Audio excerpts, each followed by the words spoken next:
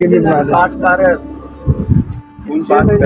वाले कॉलिंग उठा For the 6 months, you are under his custody. इधर किधर आते हैं, इधर मर जाए बंदा हाँ भाई क्या हो गया।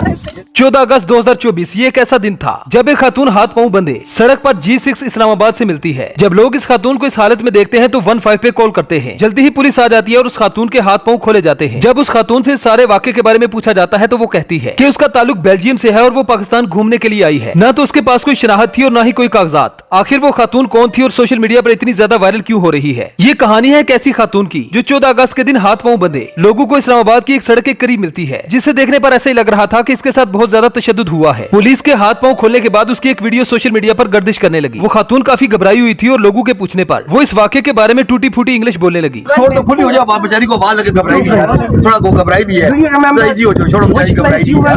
In Islamabad or somewhere else. You Give me some message.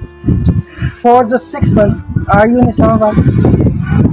Well, we have called the police. He'll help you.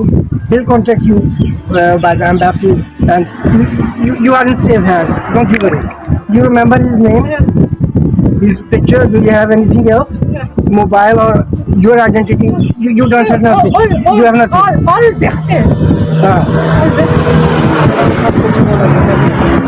ये खातून बताती है कि उसकी उम्र 28 साल है। कुछ लोगों ने उसे अगवा कर लिया था, उसे मारा पीटा और उसके साथ जिनसी ज्यादती भी की, लेकिन इसे देखने से ऐसा कुछ भी नहीं लग रहा था। इस लड़की के मुताबिक कुछ लोगों ने इसे घर में बांध कर रखा और कई दिनों तक मुसलसल इसके साथ ज्यादती करते रहे। और जब उन लोगों का जी भर गया तो उन लोगों ने हाथ पांव बांध कर इसे फेंक दिया। जब ये खातून लोगों को मिली तो ये मुंह के बल गिरी हुई थी। इसके हाथ इसकी पीठ के पीछे बंधे हुए थे, मुंह पर कपड़ा था और ये पूरी तरह से रस्सियों से जकड़ी हुई थी। ये खातून ज्यादती करने वालों में से एक का पता भी बताती है, उसके घर की लोकेशन भी देती है, जिस पर पुलिस उसके घर में छापा मारती है। जब उस आदमी से इन्वेस्टिगेशन की गई तो उसने बताया कि एक रात बहुत जोर की बारिश हो रही थी। ये खातून बहुत ही बुरी हालत में मेरे दरवाजे पर आती है। मैंने इस खातून की मदद की और पुलिस को इन्फॉर्म कर दिया। बाद में इसे लेकर थाना पारा पहुंच गया। वहां इस खातून को पुलिस के हवाले किया। उसके बाद इस खातून के साथ क्या हुआ मैं नहीं जानता। पुलिस ने नादरा से इस खातून का रिकॉर्ड निकलवाया, जिस पर पुलिस को पता चला कि इस औरत का नाम फरवा कियानी है, लेकिन पहले इसने अपना नाम कुछ और बताया था। मजीद इन्वेस्टिगेशन करते हुए पुलिस ने इस औरत के जब थम्स एक्सप्रेशन लिए तो पुलिस ये जानकर हैरान हो गई कि इसका ताल्लुक बेल्जियम से तो बिल्कुल नहीं है, इसका ताल्लुक रावलपिंडी से था। लेकिन सवाल ये पैदा होता है कि आखिर ये पुलिस से झूठ क्यों बोल रही थी? ये औरत मुसलसल कोशिश कर रही थी कि पुलिस को इस पर शक न हो। ये उर्दू की बजाय इंग्लिश और पुठारी जुबान में बात कर रही थी। ये औरत बार बार एक ही बात पर जोर दे रही थी कि उसके साथ जिनसी ज्यादती हुई है और एक नहीं बहुत से लोगों ने उसके साथ दरिंदगी की है, जिस पर पुलिस इसका मेडिकल करवाने के लिए हॉस्पिटल ले जाती है। इस खातून का कंप्लीट मेडिकल चेकअप होता है। मेडिकल रिपोर्ट से भी यही पता चलता है कि इसके साथ किसी किस्म की कोई ज्यादती नहीं हुई। इस खातून के कहने पर पुलिस ने बेल्जियम के सफारत खाने से राब्ता भी किया, लेकिन सामने से बताया गया कि इस खातून का उनके पास कोई रिकॉर्ड नहीं है, कोई ऐसा सबूत नहीं है जिससे इस खातून की शनाख्त की जा सके। अब इस बात का तो पता नहीं कि इस सारे ड्रामे के पीछे इस खातून का क्या मोटिव था, लेकिन इतना जरूर कहा जा सकता है कि इसने ये सारा ड्रामा सिर्फ और सिर्फ इसलिए किया है ताकि पाकिस्तान को डिफेम किया जा सके, दुनिया को बताया जा सके कि पाकिस्तान एक सेफ कंट्री नहीं है, यहाँ पर किसी की कोई सेफ्टी नहीं है।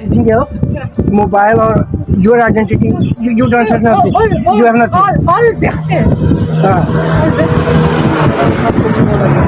बहरहाल इस खातून के बारे में आपकी क्या राय है हमें कमेंट सेक्शन में जरूर बताएं। मिलते हैं किसी नेक्स्ट वीडियो में। Good bye.